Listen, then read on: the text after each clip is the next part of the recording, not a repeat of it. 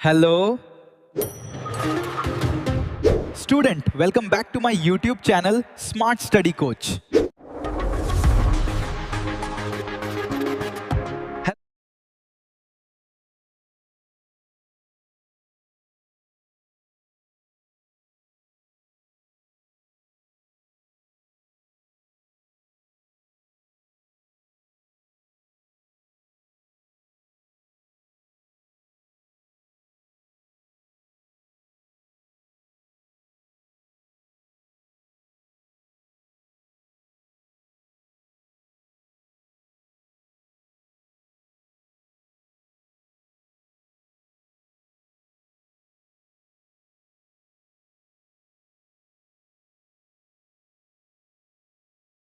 हम लोग इसको एक बार फिर से देखेंगे, समझ लीजिए। तो यहाँ आपको बताया विशिष्ट चालकता के बारे में कि विशिष्ट प्रतिरोध के विद्युत क्रम को क्या बताया जाता है, विशिष्ट चालकता, और इसे सिग्मा से व्यक्त करते हैं। ठीक है। अब यहाँ आपकी जो विशिष्ट चालकता का फार्मूला होता है सिग्मा इक्वल टू 1/रो। क्या होता है फार्मूला? सिग्मा इक्वल टू 1/रो होता है। और यहाँ कुछ चीजें आपको दी गई है, क्या क्या चीजें, जैसे चालक की लंबाई दी गई है यल, परिच्छेद का क्षेत्रफल दिया गया है ए, विभवांतर आपको बी दिया गया है, प्रतिरोध आपको आर दिया गया है, धारा आई, धारा घनत्व जे, और विद्युत क्षेत्र की तीव्रता क्या दी गई है, ई दी गई।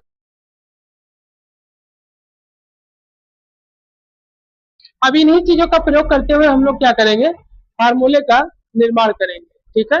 तो सबसे पहले आपका जो फार्मूला बन के आता है विद्युत क्षेत्र की तीव्रता, जो कि हमें पहले से पता है। ठीक है। जिसमें विद्युत क्षेत्र की तीव्रता में आपका विभवांतर और लंबाई कार्य करती है। ठीक। तो इसी तरीके से बी इक्वल टू क्या हो जाएगा, ई एल हो जाएगा। धारा घनत्व जे इक्वल टू आई होता है, तो यहाँ से हम धारा निकालेंगे तो आई इक्वल टू क्या हो जाएगा, जे ए हो जाएगा।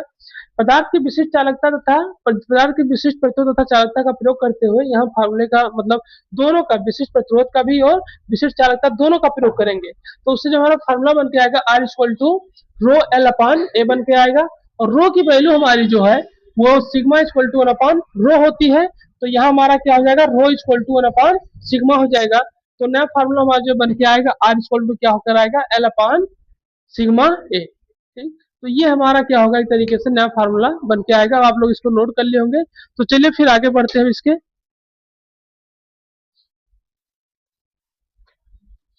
तो अभी तक हम लोगों ने क्या समझा, हम लोग जाने R equal to L upon sigma है। ठीक। ये फार्मूला अभी तक हम लोगों ने क्या क्या देखा।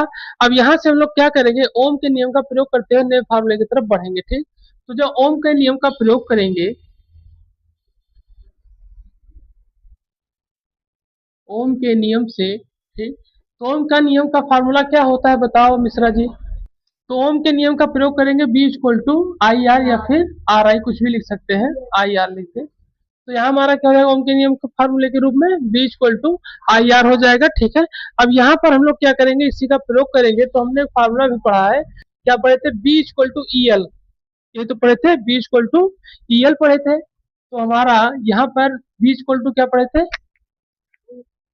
अरे बी इक्वल टू भी ई एल पढ़े हैं, पहले समीकरण में नहीं पढ़े हैं तो बोल नहीं पा रहे हो।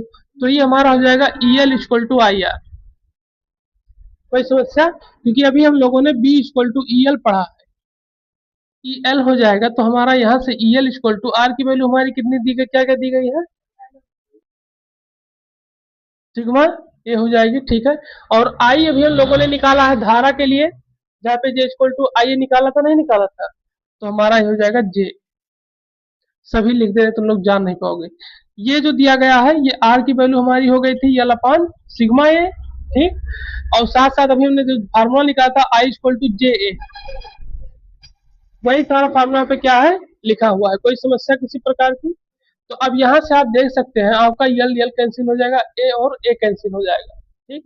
तुम्हारा बचेगा क्या, E equal to J upon sigma. ठीक। और फार्मूला हमारा J equal to sigma E निकल कर आएगा। ठीक। ये फार्मूला हमारा बनकर आएगा, नया फार्मूला।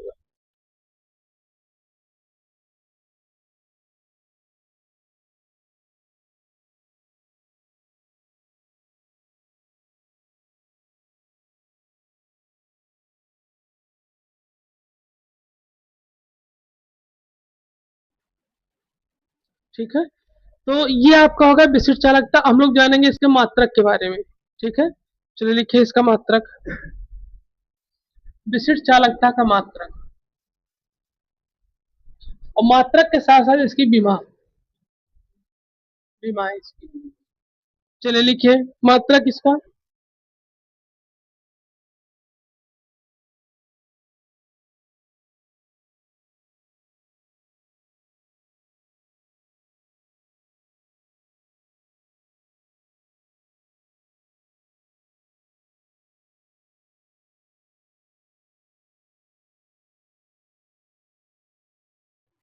क्वेश्चन आपको दिया गया है एक चालक तार में 20 गुणे 10 की घात 5 वोल्ट प्रति मीटर विद्युत क्षेत्र प्रवाहित होता है। यदि चालक की चालकता कितनी ओम मीटर हो तो घनत्व ज्ञात करना है आपको। ठीक है, चलिए लगाइए क्वेश्चन। एक क्वेश्चन आपको कल घर के लिए दिया गया था, आप लोग लगाए होंगे उसको। हाँ ठीक है, तो चलिए इसको लगाइए।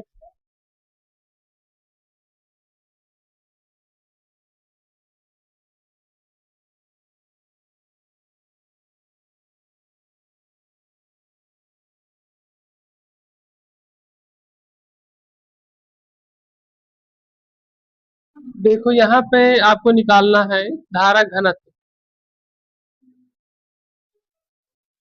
इसका फार्मूला होता है J equal to sigma E. ये तो कल सिद्ध कराए थे। और फिर इसकी वैल्यू रखेंगे तो 20 गुणे 10 की घात -5 और 2 गुणे 10 की घात -8। ठीक, तो ये हो जाएगा 40 10 की घात -13। धारा घनत्व तो पूछा गया है, तो ये हो जाएगा आपको मात्रक बताया गया था ओम मीटर। ये आपके 1-2 नंबर में सवाल आता है बस।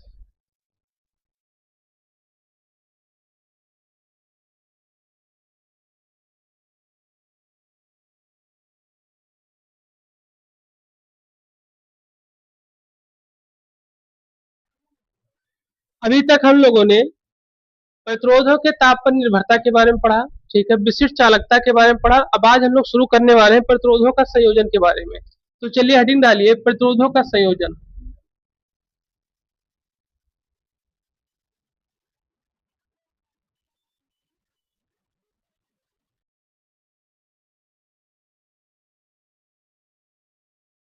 तो हम लोग जानेंगे प्रतिरोधों के संयोजन के बारे में। ठीक है, प्रतिरोधों का संयोजन अगर देखा जाए इस तरीके से, तो पहले प्रतिरोध हम जानेंगे प्रतिरोधों के बारे में, फिर उसके बाद उसके संयोजन के बारे में जानेंगे। ठीक है, आपको पता है कि जैसे इसमें इस तरीके से व्यवस्था की गई है संयोजन को जानने के लिए हमें बहुत पीछे जाना पड़ेगा, तो एक चैप्टर पीछे संधारित्र की तरफ जाना पड़ेगा। ठीक, क्योंकि संधारित्र में आपको दो चीजें बताई गई थी। ठीक है, संधारित्र की आपको दो चीजें बताई, कौन कौन से, उसके क्रम के बारे में बताया गया था। ठीक, और क्रम में क्या क्या चीज बताई गई थी, जैसे श्रेणी क्रम और समांतर क्रम बताया गया था आपको।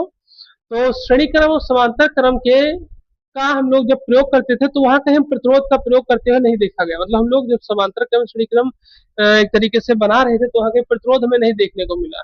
हमें सिर्फ देखने को क्या मिला है, आवेश, यानी कि एक तरीके से हमें देखने को मिलता था विभव, जो कि विभवांतर। ठीक है, और साथ साथ वही वोल्ट के रूप में। ठीक, तो हम यहाँ पे बात कर रहे थे श्रेणी क्रम और समांतर क्रम में। तो समांतर क्रम और श्रेणी क्रम जो आप देखते थे, तो उसमें आपने क्या देखा है कि एक तो सी और एक तो बी की बात की जाती थी संधारित्र में। एक तो आपको सी और बी की बात की जाती थी, लेकिन यहाँ हम जब प्रतिरोधों के संयोजन को पढ़ेंगे, तो प्रतिरोध के संयोजन को उसी तरीके से व्यक्त करेंगे जैसे हमने समांतर क्रम और श्रेणी क्रम को व्यक्त किया था।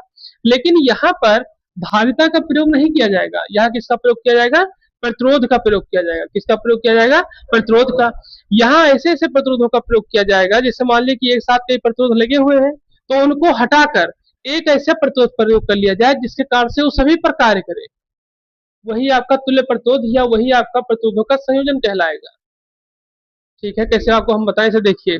जैसे हम कहें कि यहाँ पर ये एक बल्ब लगा दे 20 वाट का, एक बल्ब लगा दे 40 वाट का, एक बल्ब लगा दे फिर 20 वाट या 60 वाट का, कुछ भी लगा दे। ठीक, अब वो बल्ब लगाए, अब वो बल्ब जो लगाए वो पूरा मिला के हम मान लें कि 100 वाट का है। ठीक, लेकिन यहाँ चीज ध्यान रखिएगा, अगर हम ये कहें कि लगा डायरेक्ट हम एक 100 वाट का बल्ब लगा दे, तो 100 वाट का बल्ब जब लगाएंगे तो ये ध्यान रखना है कि वो प्रतिरोध के हिसाब से तो कार्य करेगा। मतलब जो उसे धारा प्रवाहित की जाएगी बी के हिसाब से, तो आर अगर आपका 100 वाट का लगा हुआ है, जो कि पहले मान के चलिए 3 भागों में विभक्त था। ठीक है, पहले 20 था, फिर एक 40 था। ठीक, और एक कितना हो गया, और एक फिर आपका 40 है। इस तरीके से था। अभी पूरा अगर 100 वाट का है तो अब ये जरूरी नहीं कि जितना प्रकाश तीनों दे रहे थे उतना ही दे, लेकिन इसका प्रतिरोध 100 वाट के बराबर है, ये ध्यान रखिएगा। यानी जहां तीन वही कार्य कर रहे थे वहां ये क्या कर रहा है, अकेला वही कार्य करेगा। तो इस तरीके से हम लोग प्रतिरोधों के संयोजन के बारे में जानेंगे। क्या जानेंगे, प्रतिरोधों के संयोजन के बारे में समझेंगे। ठीक, अब इसमें क्या किया जाएगा, अभी आपका समांतर क्रम श्रेणी क्रम इसमें भी आएगा, इसीलिए वहां आपसे बताया कि सही से पढ़ो, ये आगे भी आपका, अभी इसी के बाद फिर आपका किरचॉफ में भी ये आएगा। ठीक, तो आपका इसके बाद यही चैप्टर है किरचॉफ के नियम, इसके बाद यही चैप्टर है आपका। ठीक, तो इसको जो है यह आप अच्छी तरीके से समझिएगा, इसको हम समझेंगे। ठीक, तो पहले हम प्रतिरोधों के संयोजन के बारे में जानेंगे, एक दो लाइन इस पे लिखेंगे, फिर उसके बाद हम इसके क्या कर रहे हैं, समांतर क्रम श्रेणी क्रम को समझेंगे। इसमें समझा जाएगा आपके क्या, इसमें समझा जाएगा प्रतिरोधों का समांतर क्रम, प्रतिरोधों का समांतर क्रम, प्रतिरोधों का श्रेणी क्रम। ठीक है, इस तरीके से इसको जानेंगे। यदि किसी विद्युत धारा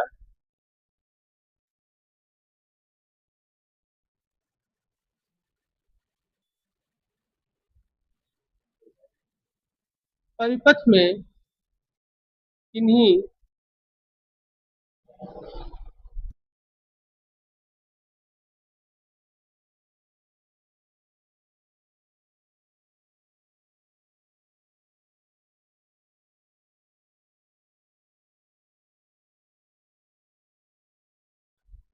ठीक है ना हो तो ऐसे प्रतिरोध को क्या कहते हैं, तुल्य प्रतिरोध कहते हैं। ठीक है, ध्यान रखिए इसको, अब इसको समझेंगे फिर इसके प्रतिरोधों के बारे में जानेंगे। नोट कर लीजिए पहले इसको।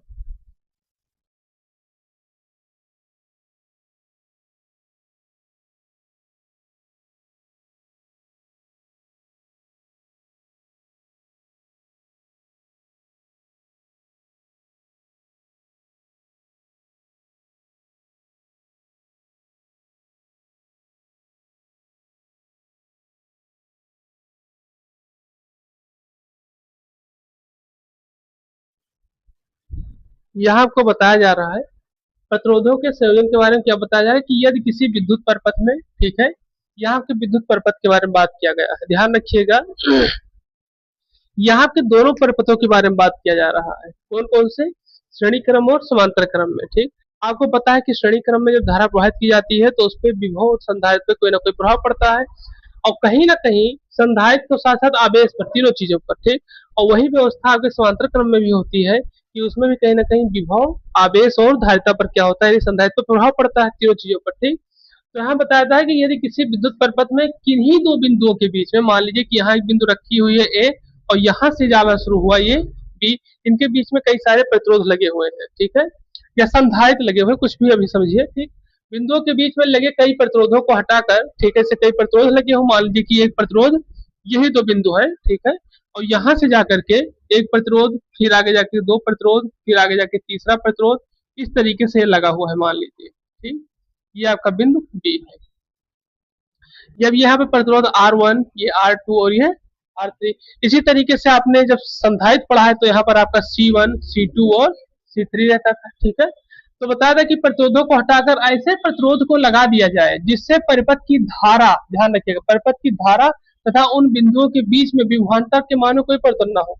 अब आप हमें ये बताओ कि श्रेणी क्रम में या फिर समांतर क्रम में कौन से क्रम में विभवांतर पर प्रभाव पड़ता था, श्रेणी क्रम में। ठीक, क्योंकि समांतर क्रम में जो आपके घर में वायरिंग होती है तो 220 वोल्ट पर हर बटन पे रहती है ना।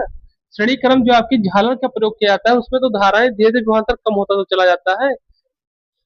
तो यहाँ पर सबसे पहले जो आपको बताया क्या जा रहा है कि उन दोनों बिंदुओं के बीच में, चाहे इसमें ध्यान रखिए, इस प्रतिरोध का प्रयोग किया जा रहा है, यानी कि प्रतिरोधों का जब संयोजन लोग पढ़ेंगे तो इसमें किसी भी बिंदु पर, वो चाहे आपके श्रेणी क्रम में हो और चाहे समांतर क्रम में, अभी आगे इसको देखते भी है कि परिवर्तित होता है कि नहीं, लेकिन डिफिनेशन के अनुसार तुम्हें ऐसा लग रहा है कि बताया है कि परिपथ की धारा तथा उन बिंदुओं के बीच में विभवांतर में, इसमें विभवांतर के मान में कोई परिवर्तन नहीं होगा, और यही संयोजन ही क्या कहलाती है, तुल्य धारता या फिर वो तुल्य प्रतिरोध कहलाती है। जो संयोजन इस तरीके के बनता है उसे क्या कहते हैं, तुल्य प्रतिरोध कहते हैं, और उसे ही प्रतिरोधों का संयोजन कहते हैं। अब जब प्रतिरोधों का संयोजन तब कंप्लीट होगा जब हम लोग समांतर क्रम श्रेणी क्रम दोनों के संयोजन को कंप्लीट कर लेंगे, तो हमारा प्रतिरोधों का संयोजन कंप्लीट होगा। ठीक, तो हम चलते हैं इसके दोनों प्रकार के पढ़ने के बारे में, जो कि इसके श्रेणी क्रम और समांतर क्रम में बताया गया। ठीक, इसमें कुछ पूछना हो तो बताओ, फिर नहीं फिर आगे बढ़े।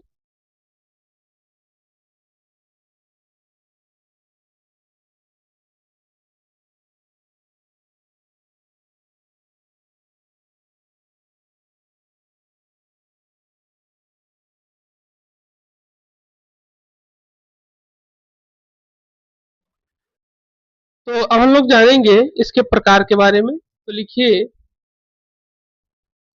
ये निम्न निम्न न लिखो है, ये लिखो, ये दो प्रकार के होते हैं, निम्न गड़बड़ हो जाएगा, लिखो ये दो प्रकार के होते हैं, ये होते हैं पहला दूसरा। लिखिए पहला, प्रतिरोधों ठीक का श्रेणी क्रम संयोजन।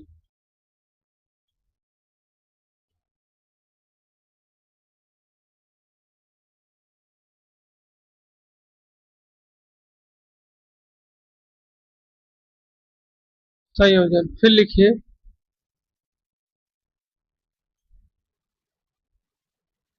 प्रतिरोधों का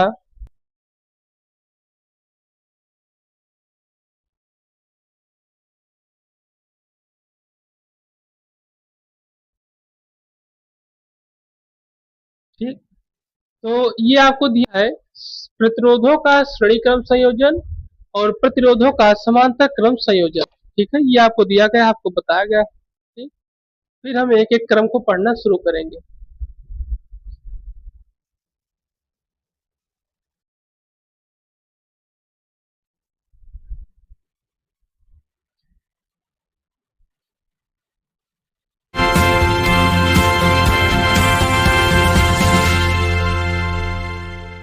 चैनल को लाइक करें, शेयर करें, सब्सक्राइब करें, कमेंट करें और फॉलो करें।